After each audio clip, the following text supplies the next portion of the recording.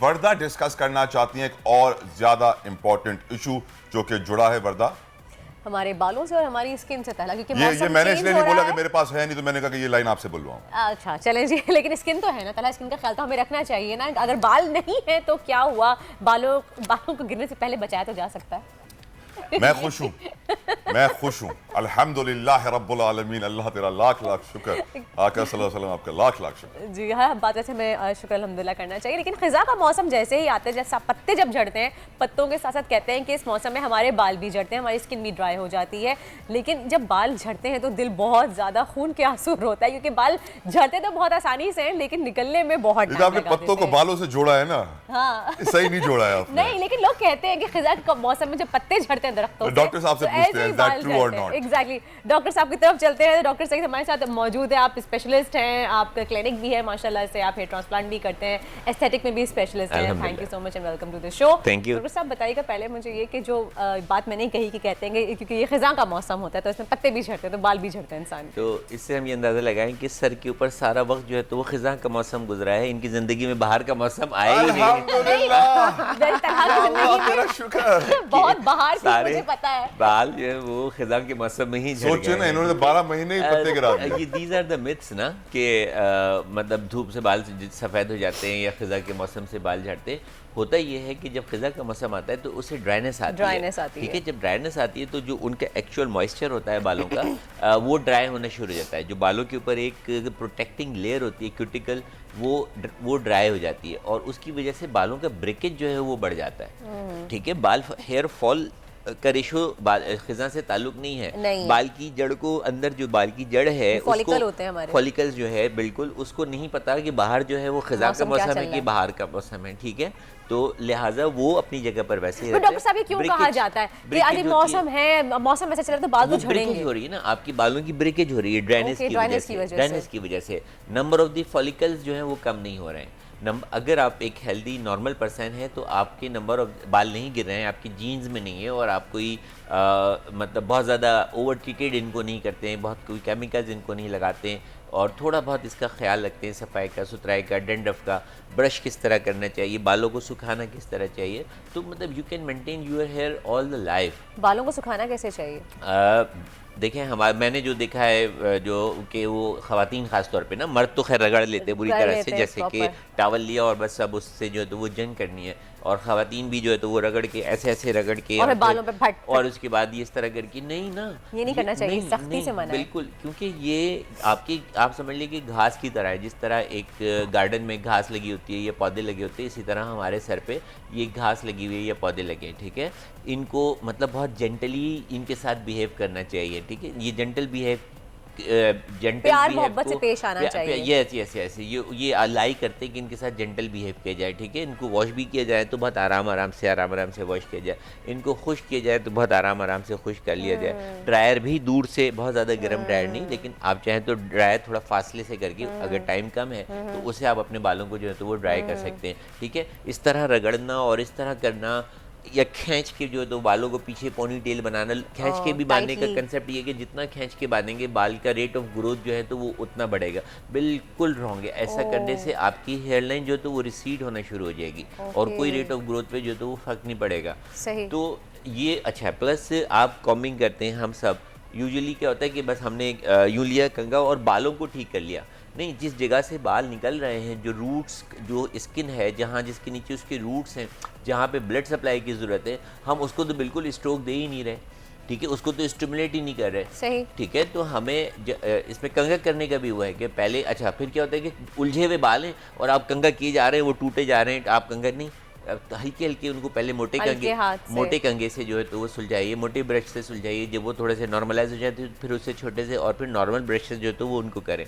और ब्रश के जो टिप्स होती हैं वो आपके स्कैल्प के ऊपर लगें, यानी कहते हैं कि चुभने वाला ब्रश यूज करना चाहिए। दिस इज नॉट नेसेसरी कि कि चुभने वाला आपके हो, रूट्स को अच्छे से वो स्टिमुलेट करे, का जो ब्रश होता कोटेड है, हालांकि और लगे वो भी- फील वो- हो ना आपके वो स्काल्प उसके पे, आपके सर पे जो है तो फील हो, वो सही, जाए, ठीक है। सही। जब वो फील होगा तो उस जगह ब्लड सर्कुलेशन इंक्रीज होगी, बढ़ेगी। तमाम जो एक्टिव बॉडी की चीजें हैं, गैसेज हैं, वो सब ऊपर की तरफ जो है तो वो उस एरिया को जहाँ कुछ हो रहा है। डॉक्टर साहब हमारे पड़ोसी मुल्क ईरान में ना खवातीन की एक मूवमेंट चल रही है, क्योंकि वहाँ पर एक खातून की शहादत के बाद सारी खवातीन खड़ी हो गई हैं अपने हक के लिए, और उनकी सपोर्ट के लिए क्योंकि सब वो स्ट्रीट्स पे आ रही हैं, अपने बाल काट रही हैं। बहुत सारे दुनिया भर की एंकर खवातीन जो हैं वो भी ऑन एयर आके उनके साथ देने के लिए, अपने सपोर्ट करने के लिए अपने बाल काट रही हैं। तो वर्दा ने ही प्लान किया है कि वो अपने बाल आधे कर लेंगी उनके साथ शामिल होने के लिए। तो मैं पूछना चाह रहा हूँ कि इनके बाल वापस कितने अरसे में ग्रो हो जाएंगे और उन्हें क्या करना चाहिए अपनी ग्रोथ को? वर्दा के तो नॉर्मल हेल्दी बाल हैं, मतलब बहुत ज़्यादा गिरते तो नहीं हैं। नहीं कभी रेट ऑफ ग्रोथ जैसे नॉर्मल बढ़ते हैं उस तरह बढ़ते भी हैं, आपको ट्रिमिंग की भी ज़रूरत पड़ती है। अब वर्दा चाह रही है कि ये 6 सेंटीमीटर बाल जो हैं तो वो उस प्रोटेस्ट में शामिल होने के लिए अपने 6 सेंटीमीटर बाल कर लें, ठीक है। तो अगर कर भी लें तो कोई हर्ज नहीं है। 6 सेंटीमीटर बाल जो है तो वो 5 नहीं, आप सवाल कंप्लीट मैं कैंची मंगवा रहा था, कैंची मंगवा रहे हैं आप ना, 6 सेंटीमीटर बाल बढ़ने के लिए जो है वो 5 महीने लगेंगे, क्योंकि नॉर्मल हेल्दी Only 5 months? नहीं, और मेरे 5 मंथ मेरे बालों के बढ़ने में बहुत टाइम लगता है डॉक्टर साहब। नॉर्मल अच्छा, ये वेरी करता है हर किसी के लिए। मैं आपका लफ्ज़ मैं आपको सुन लेना, अच्छी नीयत से काटोगे तो जल्दी करोगे। नॉर्मल हेल्दी हेयर का जो रेट ऑफ ग्रोथ है वो 1.2 सेंटीमीटर पर मंथ है। तो अब अगर ये 6 महीने बाल काटती हैं 6 सेंटीमीटर, तो 5 महीने में इनके 6 सेंटीमीटर बाल जो हैं तो वो इंक्रीज हो डॉक्टर साहब को तो मेरे अच्छा, बालों के बारे में पता भी है, मैंने पीआरपी भी करवाया हुआ है आपसे। इतनी ज्यादा नहीं, बाल अच्छे हैं, आपके बाल अच्छे हैं। मजीद कितनी पीआरपीस की जरूरत है डॉक्टर साहब? देखिए तो इट्स डिपेंड ना कि पीआरपी जो है वो एक एनर्जाइजिंग ट्रीटमेंट है ना, ठीक, आपके ग्रोथ फैक्टर्स को इंक्रीज करता है। और एक दफ़ा पीआरपी कराने के बाद उसका जो इफ़ेक्ट होता है, जब 3 सेशन पीआरपी के करा लेते हैं तो उसका जो लास्टिंग इफ़ेक्ट होता है वो तकरीबन 3 to 6 मंथ तक वो ब्लड स्ट्रीम में वो एक्टिवेट करता रहता है।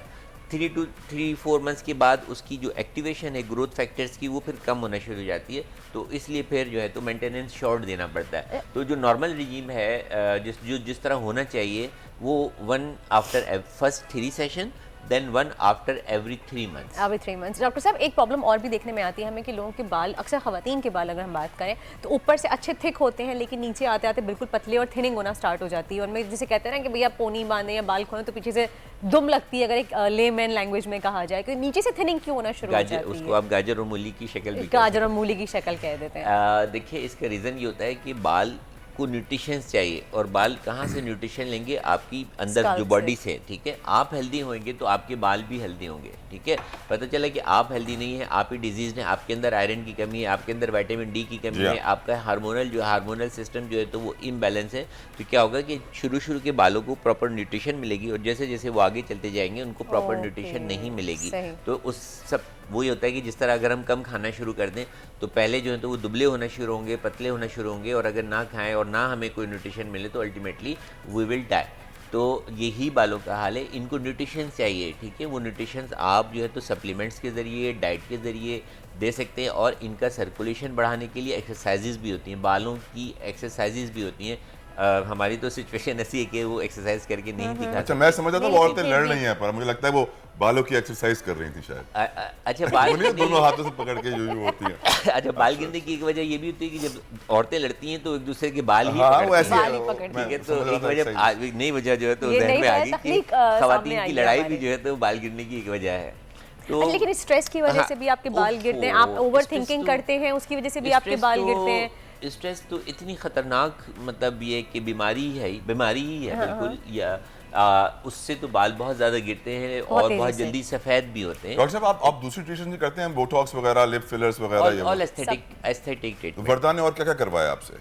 बड़ा कॉन्फिडेंशियल होता है एस्थेटिक्स में ना। नहीं बताना चाह रहे डॉक्टर साहब, और वर्दा दोनों छुपा रहे हैं। आपके लिए ब्रेकिंग न्यूज में लेकर आ रहा हूं कि वर्दा ने जो ट्रीटमेंट्स करवाई हैं वायरल वो छुपा रही हैं। डॉक्टर साहब सब जानते हैं लेकिन हकीकत से पर्दा नहीं हटा रहे हैं। क्या वर्दा बताएंगी आपको कि उन्होंने क्या क्या करवाया है? हाँ, अभी हम ब्रेकअप दे नहीं सकते क्योंकि ब्रेकअप भी है नहीं, लेकिन हाँ ये आपको सोशल मीडिया पे जरूर नजर आ जाएगा वर्दा ने कौन कौन से एस्थेटिक ट्रीटमेंट करवाए, बोटॉक्स करवाया है कि नहीं करवाया, ये आपको आज यूट्यूब पर नजर आ जाएगा। अच्छा, अब देखिए अब ये तो तय हो गया कि वर्दा ने कुछ कराया है और मुझसे ही कराया है, जी हाँ, ठीक जी है। हाँ। लेकिन मैं नहीं बताऊंगा कि वर्दा ने क्या कराया या वर्दा क्यों माशाअल्लाह। कराया। ये आप सोच ठीक है? सकते हैं, तलहा, अब आप सही? guess कीजिए। ये एक प्रोफेशनलिज्म है, ठीक है। माशाअल्लाह। एक क्लाइंट का खासतौर पे एस्थेटिक में खुसूस है, confidentiality। ठीक है, कि आपका हमारे यहाँ पाकिस्तान स्किन केयर सेंटर, उसमें इस चीज़ का बहुत ज़्यादा ख्याल रखा जाता है कि आप आई हैं, आप अपना ट्रीटमेंट करा रही हैं और आप खूबसूरत हो रही हैं, ये अच्छी हो रही हैं, तो पीछे से आपकी नंद भी आ जाएगी और पहले तो पता करेगी ये जा कहाँ रही हैं। जब उनको पता चलेगा डॉक्टर हनीफ के पास पाकिस्तान स्किन केयर में जा रही हैं, तो वो निकाल के वो भी आ जाएगी और पूछेगी आगे कि वो भाभी क्या करा रही हैं आजकल हमारी है, तो वो बड़े ठीक है। तो एट दैट टाइम मतलब हम कभी भी नहीं किसी को बताते कि कोई किसका क्या ट्रीटमेंट है, वो बड़ा कॉन्फिडेंशियल होता है। आप अपना प्रॉब्लम बताइए, आपको क्या कराना है, आप अपना प्रॉब्लम बताइए कि आपका ये प्रॉब्लम है, आप इसको बेहतर करना चाहते अच्छा ये बताइए डॉक्टर साहब, ये जो क्रिकेट है इसके क्या असरात मुरतब हो रहे हैं बालों पे, स्किन पे? क्योंकि कहते हैं कि वो दिल की धड़कनें आजकल बड़ी तेज हो जाती हैं और जब क्रिकेट और देख रहे लोगों के होते हैं बाल तो तेज गिरना बाल शुरू भी हो नोचना शुरू हो गए, जाते झुर्रियां हैं। पड़ गई आंखों में, डार्क सर्कल्स आ गए, पूरी रात बैठ के मैच देख रहे हैं।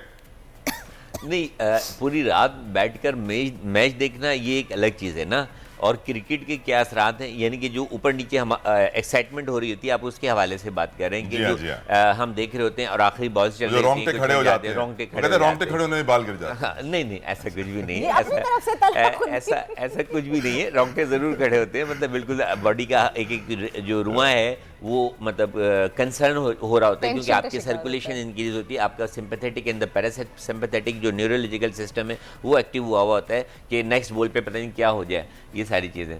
तो अभी हम बात कर रहे थे कि स्ट्रेस के बालों के हवाले से ना, तो स्ट्रेस तो बहुत ही ख़तरनाक चीज़ है, ना सिर्फ बालों के लिए बल्कि इंसानी हेल्थ के लिए भी, ठीक है। सिर्फ हम बालों तक अगर महदूद रहते हैं तो स्ट्रेस की वजह से जो बाल गिरते हैं इसको मेडिकल की ज़बान में टीलोजिन इफ्लूवियन कहते हैं। टीलोजिन इफ्लूवियम जब डेवलप होता है, यानी कि स्ट्रेस हुआ, बाल गिरना शुरू हुए, जब बाल गिरेंगे तो स्ट्रेस और बढ़ेगा, जब स्ट्रेस और बढ़ेगा तो बाल और ज़्यादा गिरेंगे। तो एक इसको कहते हैं एक विशियस साइकिल जो है तो वो डेवलप हो जाता है। Stress increase the hair loss and hair loss increase the stress, ठीक है। अच्छा, इसको रिवर्स भी कर लें, hair loss increase the stress and stress increase the hair loss. Doctor साहब यही वजह है कि हमारे प्रोड्यूसर साहब के बाल मुसलसल गिर रहे हैं, वो स्ट्रेस में है। ये जो आपने टेक्निकल सा वर्ड यूज किया ना, ये मैं अभी रिपीट नहीं कर सकता, बहुत मुश्किल था। डॉक्टर साहब वक्त की कमी है। Thank you so much doctor Thank you so much, coming on my Dr. Show, it was great having you.